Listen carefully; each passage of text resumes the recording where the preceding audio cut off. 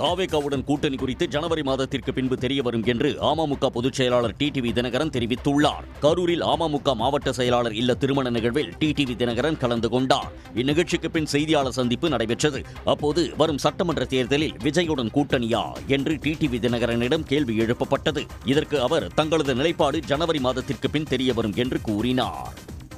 கொஞ்ச நாள் பொறுத்திருக்க எல்லாம் தெரிய வரும்.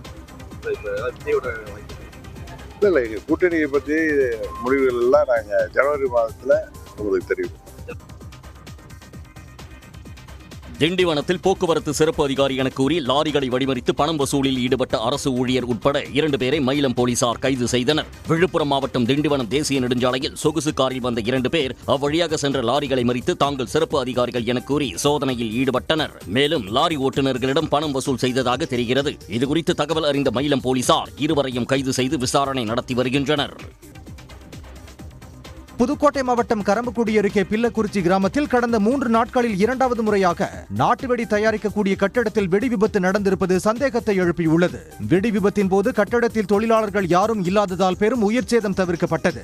இந்நிலையில் நாட்டு வெடி தயாரிப்பு உரிமையாளர் சத்யராஜ் கூறுகையில், கடந்த 20ஆம் தேதி இதேபோன்ற கட்டடம் வெடித்து சிதறியது குறித்து போலீசார் விசாரணை மேற்கொண்டு வரும் நிலையில் தற்போது மீண்டும் வெடி விபத்து நடத்தப்பட்டிருப்பதன் பின்னணியில் மர்ம நபர்கள் இருப்பதாக குற்றம் சாட்டியுள்ளார்.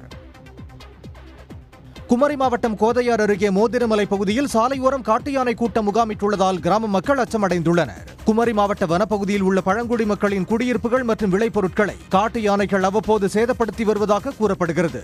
இந்த நிலையில் மோதிரமலை பகுதியில் சாலை ஓரம் உள்ள தோட்டத்தில் காட்டு யானை கூட்டம் முகாமிட்டுள்ளது.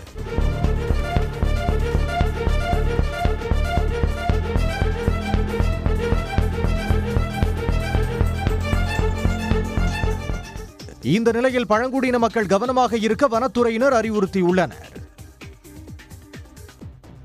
திண்டுக்கல் மாவட்டம் வத்தலகுண்டு அருகே 100 நாள் வேலைக்கு சென்றுவிட்டு வீடு திரும்பியவர்கள் மீது ஆட்டோ மோதியதில் பெண் உயிரிழந்த சம்பவம் பதற்றத்தை ஏற்படுத்தியுள்ளது.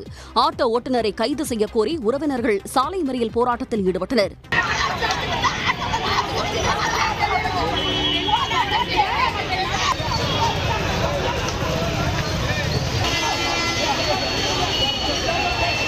ஆட்டோ மோதிய சம்பவத்தில் மேலும் 2 பெண்கள் காயமடைந்து சிகிச்சை பெற்று வருகின்றனர்.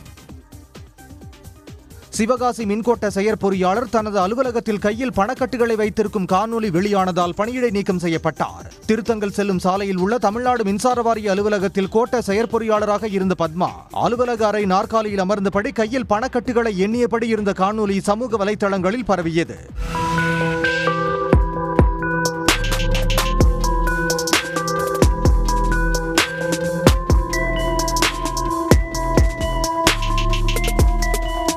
இதையடுத்து சிவகாசி மின்கோட்ட செயற்பொறியாளர் பத்மாவை பணியிடை நீக்கம் செய்து மின்வாரிய தலைவர் ராதாகிருஷ்ணன் உத்தரவிட்டார். ஒசூரில் மருந்தக விற்பனை குடோனில் துணியை போர்த்திக் கொண்டு வந்த கொள்ளையன் சிசிடிவி கேமராக்களை திசை திருப்பி 60,000 ரூபாயை கொள்ளையடித்துச் சென்றார். முகம் தெரியாமல் இருக்க அங்கிருந்த சிசிடிவி கேமராக்களை வேறு திசையில் திருப்பி வைத்த திருடன் கல்லாவில் இருந்து பணத்தை திருடிச் சென்றார். சிசிடிவி காட்சிகளை வைத்து போலீசார் விசாரணை மேற்கொண்டு வருகின்றனர். உடனுக்குடன் செய்திகளை தெரிந்து கொள்ள சன் நியூஸ் பெல் ஐகானை கிளிக் பண்ணுங்க.